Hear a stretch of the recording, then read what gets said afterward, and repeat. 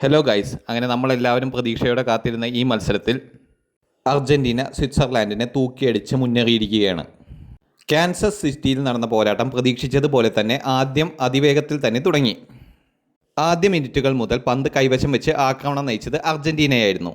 Lionel Messi തൻ്റെ പതിവ് ശൈലിയിൽ കളി നിയന്ത്രിച്ചപ്പോൾ സ്വിറ്റ്സർലാൻഡ് പ്രതിരോധത്തിലേക്ക് പിൻവാങ്ങി അവസരം കാത്തുനിന്നു. 10-ാം മിനിറ്റിൽ മെസ്സിയുടെ കോർണറിൽ നിന്ന് മാക് അലിസ്റ്റർ ഉയർന്ന ഹെഡറിലൂടെ ഗോൾ നേടി അർജൻറ്റീനയെ 1-0 മുന്നിലെത്തിച്ചു.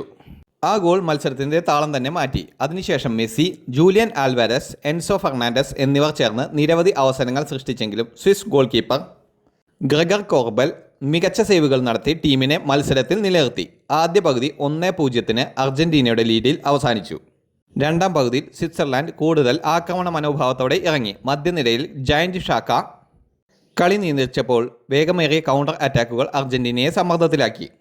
67-ാം മിനിറ്റിൽ ഡാൻ എൻഡോയി നേടിയ ഗോളിലൂടെ സ്വിറ്റ്സർലാൻഡ് സമനില പിടിച്ചു 1-1. അതോടെ മത്സരം വീണ്ടും ആവേശത്തിലായി. എന്നാൽ സ്വിറ്റ്സർലാൻഡിൻ്റെ സൂപ്പർ താരം ബിൽ എംബോളോ രണ്ടാം മഞ്ഞക്കാട് കണ്ട് പുറത്തായത് സ്വിറ്റ്സർലാൻഡിന് വലിയ തിരിച്ചടിയാണ് ഉണ്ടാക്കിയത്. വാർ പരിശോധനയ്ക്ക് ശേഷമാണ് അദ്ദേഹത്തിൻ്റെ മഞ്ഞക്കാട് ഉറപ്പിച്ചത്. 10 പേരായി ചുരുങ്ങിയെങ്കിലും സ്വിസ് പ്രതിരോധം അവസാന വിസിൽ വരെ ഉറച്ചുനിന്നു. നിശ്ചിത സമയം 1-1 സമനിലയിൽ അവസാനിച്ചതോടെ മത്സരം എക്സ്ട്രാ ടൈമിലേക്ക് നീങ്ങി. എക്സ്ട്രാ ടൈമിലേക്ക് 10 പേരായി ചുരുങ്ങിയ സ്വിറ്റ്സർലാൻഡിനെതിരെ അർജൻറ്റീന തുടർച്ചയായി ആക്രമണങ്ങൾ നടത്തി. 112-ാം മിനിറ്റിൽ ജൂലിയൻ ആൽവാരസ് ബോക്സിന് പുറത്തുനിന്ന് അതിഗംഭീര ഷോട്ടിലൂടെ കോബലിനെ കീഴടക്കി അർജൻറ്റീനയെ വീണ്ടും മുന്നിലെത്തിച്ചു. സ്കോർ 2-1. അർജൻറ്റീന ആരാധകർ സ്റ്റേഡിയം കീഴടക്കി. മത്സരത്തിൻ്റെ അവസാന നിമിഷമായ 120+1-ാം മിനിറ്റിൽ ലൗട്ടാറോ മാർട്ടിനസ് 3-ാം ഗോൾ നേടി വിജയത്തിന് മുദ്രകുത്തി. ഒടുവിൽ അർജൻറ്റീന 3-1 ജയിച്ച് തുടർച്ചയായി ലോകകപ്പിൻ്റെ സെമിഫൈനലിലേക്ക് പ്രവേശിച്ചു. ഇന്നത്തെ മത്സരത്തിൽ മികച്ച പ്രകടനം കാഴ്ചവെച്ചവർ അർജൻറ്റീനയ്ക്കായി ലയണൽ മെസ്സി കോർണറിൽ നിന്ന് ആദ്യ ഗോളിന് അസിസ്റ്റ്, മുഴുവൻ സമയവും ആക്രമണം നിയന്ത്രിച്ചു. അടുത്തതായി മാക് അലിസ്റ്റർ ആദ്യ ഗോൾ നേടി മധ്യനിരയിൽ മിന്നും പ്രകടനം കാഴ്ചവെച്ചു. ജൂലിയൻ ആൽവാരസ് 112-ാം മിനിറ്റിലെ നിർണായക ഗോളിൽ അർജൻറ്റീനയെ മുന്നിലെത്തിച്ചു. ലൗട്ടാറോ മാർട്ടിനസ് അവസാന നിമിഷത്തെ ഗോൾ കൊണ്ട് ജയം ഉറപ്പിച്ചു. സ്വിറ്റ്സർലാൻഡിനായി ഡാൻ എൻഡോയ് സമനില ഗോൾ നേടി അർജൻറ്റീനയെ വിറപ്പിച്ചു. ഗ്രിഗർ കോർബൽ നിരവധി മികച്ച സേവുകൾ നടത്തി. ഗ്രാനിറ്റ് ഷാക്ക മധ്യനിരയിൽ മികച്ച നേതൃത്വമാണ് നൽകിയത്.